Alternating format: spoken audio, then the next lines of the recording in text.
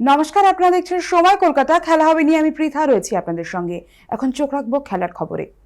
IPL চলাকালীন প্রতিটি ম্যাচের পর লন্ডনে যাবেন এমন গুজব ঘিরে সোশ্যাল মিডিয়ায় তুমুল আলোচনা শুরু হয়েছিল বিরাট কোহলিকে নিয়ে।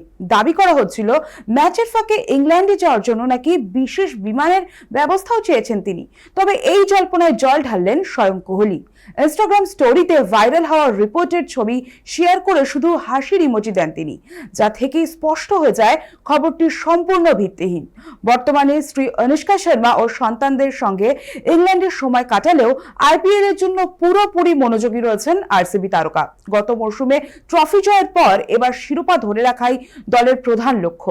সেই উদ্দেশ্যে টুর্নামেন্ট শুরুর আগে সতীর্থদের উৎসাহী করার দায়িত্ব নিজের কাঁধে তুলে নিয়েছেন কিং কোহলি।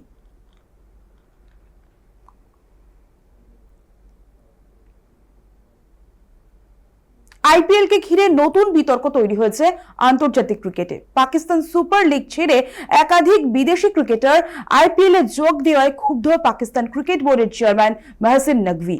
নিয়ম ভঙ্গের অভিযোগ তুলে তিনি জানিয়েছেন যে লিগ ছেড়ে অন্য প্রতিযোগিতায় যোগ দেওয়া ক্রিকেটারদের বিরুদ্ধে শাস্তিমূলক পদক্ষেপ নেওয়া হবে। জিম্বাবুয়ের প্রেসার ব্লেসিং মুজরাবানি কলকাতা নাইট রাইডার্সে এবং শ্রীলঙ্কার অলরাউন্ডার দাসুন সানকার রাজস্থান রয়্যালসে যোগ দেওয়ার বিতর্ক আরো বেড়েছে। নকভি স্পষ্ট করেছেন, পিএসএল এর মর্যাদা রক্ষায় কঠোর সিদ্ধান্ত নেওয়া হবে। যদিও আইপিএল এর সঙ্গে সরাসরি প্রতিযোগিতায় যেতে চায় না পাকিস্তান বোর্ড। শুধু এই দুই ক্রিকেটারই নন, ব্যক্তিগত কারণ দেখিয়ে সরে দাঁড়ানো আরো কয়েকজন বিদেশি ক্রিকেটারকেও নিষেধাজ্ঞার মুখে পড়তে হতে পারে বলে ইঙ্গিত দিয়েছেন তিনি। ফলে দুই ফ্র্যাঞ্চাইজি লিগকে ঘিরে টানাপোড়েন নতুন মাত্রা পেল।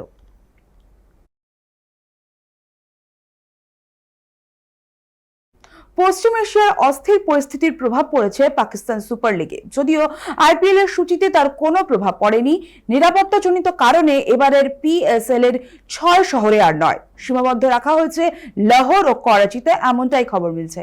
পাশাপাশি দর্শকবিহীন স্টেডিয়ামে ম্যাচ আয়োজনের সিদ্ধান্ত নিয়েছে পাকিস্তান ক্রিকেট বোর্ড। পরিকল্পিত উদ্বোধনী অনুষ্ঠানও বাতিল করা হয়েছে। বোর্ড চেয়ারম্যান মহসিন নকভি জানিয়েছেন, দর্শকদের নিরাপত্তাকে সর্বোচ্চ গুরুত্ব দিয়ে এই কঠিন সিদ্ধান্ত নেওয়া হয়েছে। পরিস্থিতি দ্রুত স্বাভাবিক হলে প্রতিযোগিতার শেষ দিকে দর্শকদের প্রবেশের অনুমতি দেওয়া হতে পারে বলেও আশা প্রকাশ করেছেন তিনি।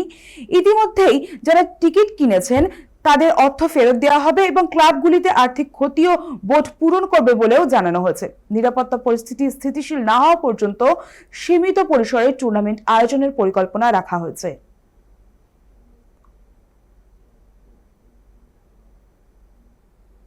নিউজিল্যান্ডের বিরুদ্ধে টি-20 সিরিজে দারুণ প্রত্যাবর্তন করল দক্ষিণ আফ্রিকা।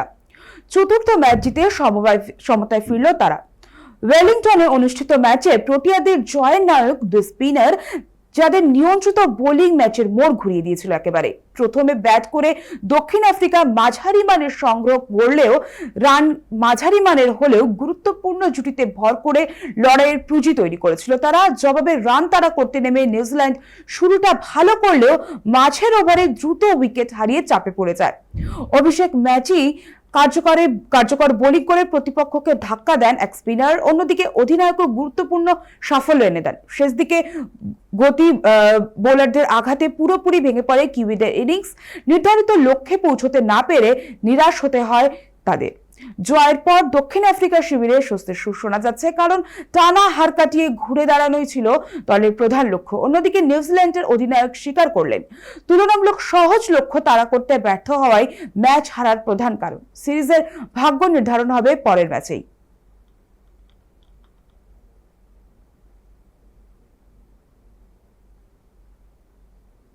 আইএসএল এর শুরুটা দুর্দান্ত হলেও পরপর 3 ম্যাচে পয়েন্ট হারিয়ে ছন্দ হারিয়েছে ইস্ট বেঙ্গল।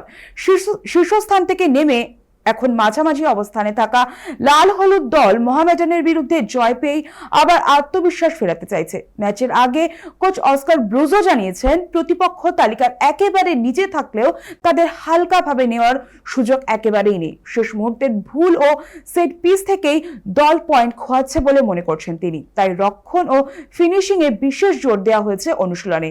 চোট সমস্যার কারণে প্রথম একাদশ বাছাই নিয়েও ভাবতে হচ্ছে কোচিং স্টাফকে।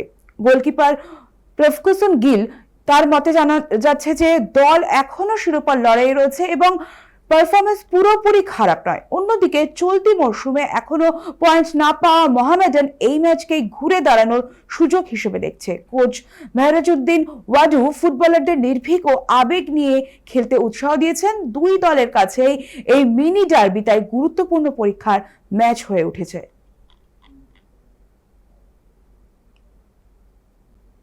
খেলা হবে এখনকার মতো এই পর্যন্তই। খেলার অন্য সমস্ত খবর পেতে চোখ রাখুন সময় কলকাতায়। সময় বলবে সময়ের কথা।